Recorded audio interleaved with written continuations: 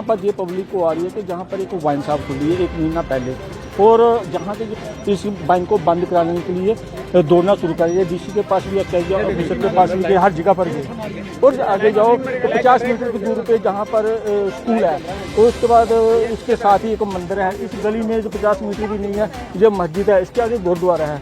और इसके अलावा ये हमारे देश का दुर्भाग्य ये रहा है कि यहाँ पर यदि कोई भी चीज गलत हो या सही हो, यदि उससे सरकार के रेवेन्यू में बढ़ोतरी होती है तो उसे जायज करार दे दिया जाता है।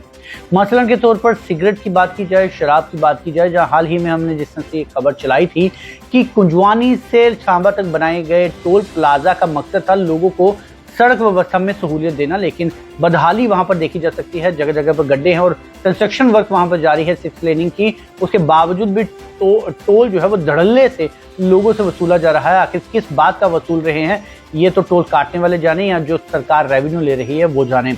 लेकिन वही दूसरी, आज हमारा ये सब्जेक्ट है कि एक तरफ से सिगरेट और दूसरी तरफ से शराब का जो पुराने लाइसेंस होल्डर्स थे, जब उनसे ये लाइसेंस वापस लिए गए थे, उन्हें ये कहा गया था कि उनका तर्कसंगत सरकार का कुछ भी रहा हो, लेकिन लाइसेंस होल्डर्स ने यह समझा था कि शायद इससे सरकार के रेवेन्यू में बढ़ोतरी होगी। इसी मकसद से उन्होंने नए लाइसेंस होल्डर्स के लिए आवेदन जो है वो लिए हैं। लेकिन उन्होंने जब ये पूरा प्रोसेस कंप्लीट हुआ, पुराने लाइसेंस होल्डर्स ने पूरे तर्कसंगतों के साथ ये बता दिया कि जो पहले रेवेन्यू लिया जा रहा था वो कहीं ज्यादा था और अब सरकार फिर भी नुकसान में रही है। गनीमत है, सरकार ने इसके लिए क्या सोचा होगा, क्या नहीं सोचा होगा, ये सरकार की अपनी सोच है। लेकिन उस समय सरकार ने इस एक्साइज पॉलिसी में कई तरह के बदलाव और मॉडिफिकेशन किए, जिसे साफ तौर से अब जनता भुगत रही है। जो तस्वीरें हम आपको दिखा रहे हैं, ये तस्वीरें प्रीतनगर से गंगयाल की तरफ जाते हुए मराठी इलाका आता है, वहां की है, जहां पर कुछ दिनों पहले ही शराब की दुकान खोली गई है।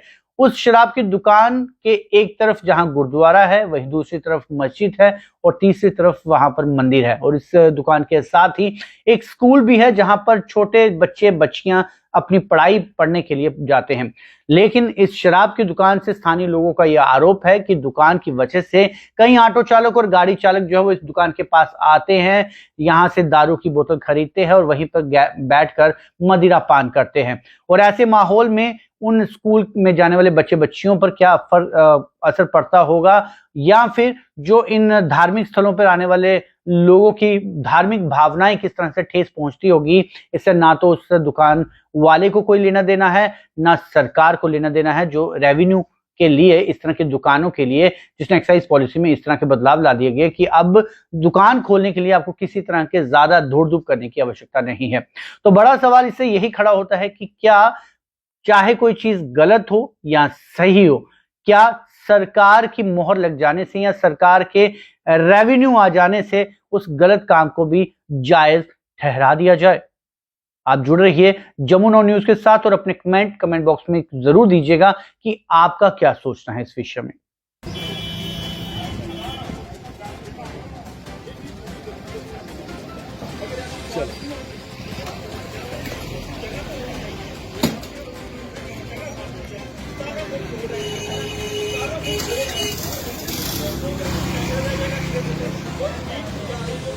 यहाँ पर ये पब्लिक को आ रही है कि जहाँ पर एक वाइन शॉप खुली है 1 महीना पहले, और जहाँ के जो सिटीजन हैं, जो अच्छे शहरी जो लोग हैं, वहाँ से मिलकर बैठा कि जहाँ पर प्रोटेस्ट नहीं करें, कुछ नहीं करें, हम सरकार से मिल के बात करेंगे।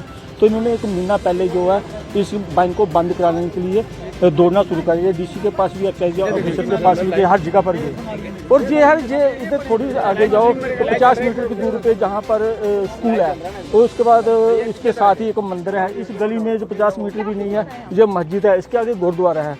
और इसके अलावा ये जो सड़क है ये बहुत छोटी है, 17 फुट 18 फुट है। रात को जब भी जहाँ पर शराब होती है तो जहाँ पर ऑटो की जो है भीड़ लग जाती है, उसी ऑटो में बैठ के लोग शराब पीते हैं, और शराब पी के जहाँ पर ही खड़े होकर भी देखो लोगों का घर है। और इधर देखो, इधर सारा देखो, इधर जैसे कोई वार होती है ना, वैसे बना दिया गया है। और इस स्कूल में लोगों का आना, लड़कियों का आना और अंधेरेपन का, जहाँ पर साथ ही SSB भी है, जहाँ पर CRP का कैंप है, तो खतरनाक सिचुएशन बन सकती है इस वाइन शॉप से। तो जहाँ के लोग चाहते हैं कि हम जहाँ पर बड़ी तोड़फोड़ ना करें, प्रोटेस्ट ना करें, और हम इनके एडमिनिस्ट्रेटर के साथ मिलके जो इस वाइन को हटाएं। लेकिन 1 महीने से दौड़ के जो सारे लोग हर जगह जा के कोई रास्ता नहीं दिख रहा है कि ये बंद होगी या नहीं होगी। इसलिए आज एक चेतावनी के तौर पर जहाँ के लोग इकट्ठे हुए हैं और जहाँ के लोगों ने ये कह दिया है कि मीडिया के माध्यम से अगर ये वाइन शॉप बंद नहीं हुई तो आंदोलन और तेज होगा और पब्लिक बाहर निकलेगी, लोग निकलेंगे, बच्चों सहित निकलेंगे। जब औरतें भी बीच में आ जाएगी फिर क्या होना है आपको खुद ही जानते हैं। सर हर जगह शराब के जो ठेके खुलते हैं, लेकिन जब वो ठेके होते हैं वहाँ की पब्लिक से, वहाँ की जो लोग होते हैं उनसे पहले वेरिफिकेशन की जाती है कि जहाँ पर झूठ है या नहीं है, जो जगह देखी जाती है कि जहाँ पर खुल सकता है या नहीं है। इसके बावजूद भी कुछ भी देखे बिना भी, और जिस शराब भी देखो कैसी, जैसे कोई फड़ी लगाई होती है, जैसे कोई रड़ी टीनी लगा के जो वाइन शॉप खोली हुई है और अंदर वो डाले होते हैं ना, वो सोडा बेचने वाले, वो रख के शराब बेची जा रही है।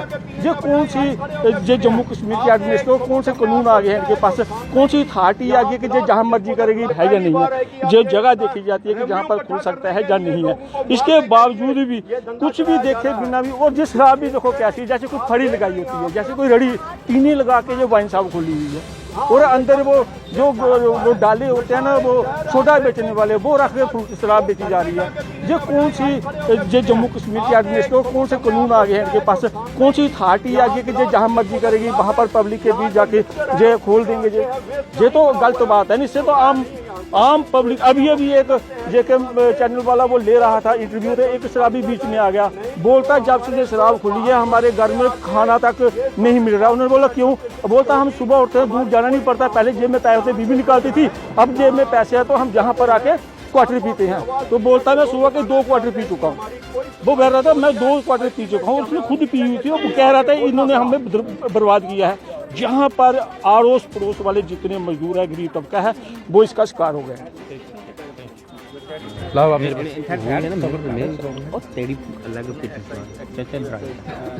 करता रहा मैं तई शायद उपाई कितने खड़े लोगों क्या परेशानी कुछ नहीं है। यहाँ आप देख ही रहे हैं, आपने जैसे देखा होगा कि यहाँ बगल में ही मेरे एक शराब की दुकान खुली है, जो इस इलाके में पिछले 70 साल से यहाँ कोई शराब की दुकान नहीं थी।